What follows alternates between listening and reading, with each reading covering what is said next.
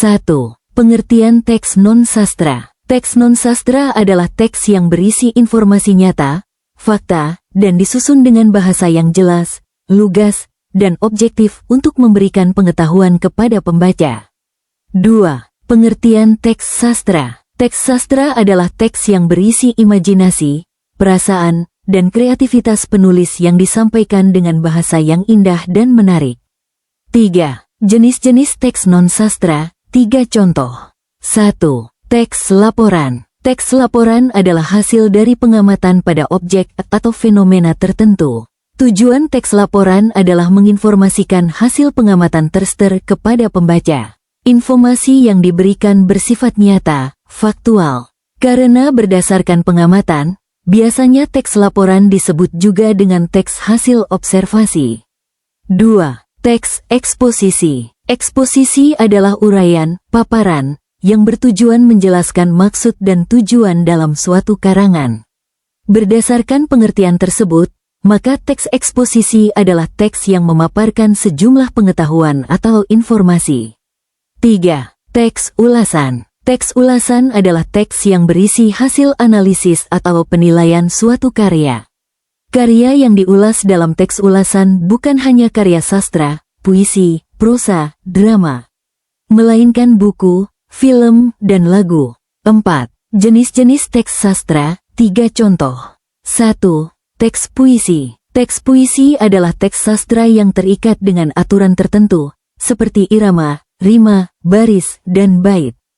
Puisi menjadi teks sastra dengan memiliki sifat bahasa monolog. Puisi lama dibedakan menjadi beberapa jenis, seperti mantra, gurindam, pantun, syair, seloka, karmina, dan talibun. Sedangkan puisi modern, seperti balada, himne, ode, epigram, romansa, elegi, dan satire. 2. Teks prosa. Teks prosa disebut juga sebagai teks naratif. Penulisan teks ini bersifat bebas dan tidak terikat dengan berbagai aturan. Prosa dibagi juga menjadi prosa lama dan prosa baru. Jenis dari prosa lama antara lain hikayat, sejarah, kisah, dan dongeng.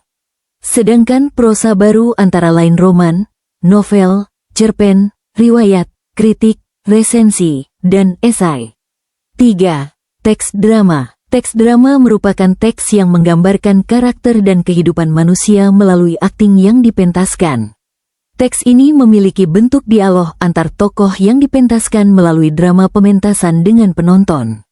5. Ciri-ciri teks non-sastra, 5 ciri. 1. Tidak menggunakan unsur fiksi. Teks non-sastra tidak menggunakan unsur fiksi atau hayalan sehingga semua informasi yang disajikan dalam teks non-sastra bersifat nyata dan sudah dibuktikan. 2. Informasinya akurat dan faktual. Dalam menulis teks non-sastra, penulis harus memiliki sumber data yang dapat dipercaya untuk mendapatkan informasi yang kredibel. Karena tujuan dari teks non-sastra adalah memberikan informasi dan data yang faktual kepada pembacanya. 3. Isinya bersifat objektif. Karena teks non-sastra tidak menggunakan unsur fiksi atau hayalan, sehingga informasi yang diberikan bersifat objektif dan akurat. 4. Memiliki struktur yang jelas dan terstruktur. Teks non-sastra memiliki struktur yang jelas agar pembaca lebih mudah memahami informasi yang diberikan. Biasanya, akan ada subjudul dan bagian-bagian tertentu pada teks ini untuk memudahkan pembaca mencari informasi yang dibutuhkan. 5. Informasi yang disajikan dapat diuji kebenarannya. Informasi yang dapat diuji kebenarannya adalah fakta, data, dan angka-angka. Kebenaran dari informasi ini dapat diperiksa melalui berbagai sumber yang telah teruji untuk menghasilkan informasi yang terpercaya. 6. Ciri-ciri teks sastra, 5 ciri, karya imajinasi atau fiksi. Teks sastra tidak melulu berdasarkan fakta, melainkan hasil kreasi dan imajinasi penulisnya. Bahasa yang indah atau konotatif. Menggunakan diksi yang ditata sedemikian rupa, kaya akan gaya bahasa, majas, dan memiliki makna tersirat, bukan makna sebenarnya. Bersifat otonom. Karya sastra berdiri sendiri, memiliki dunianya sendiri yang padu, dan tidak harus terikat dengan dunia nyata.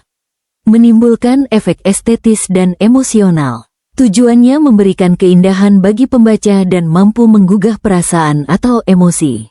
Membawa pesan dan nilai. Isinya mencerminkan kehidupan manusia, persoalan sosial, budaya, atau nilai-nilai moral.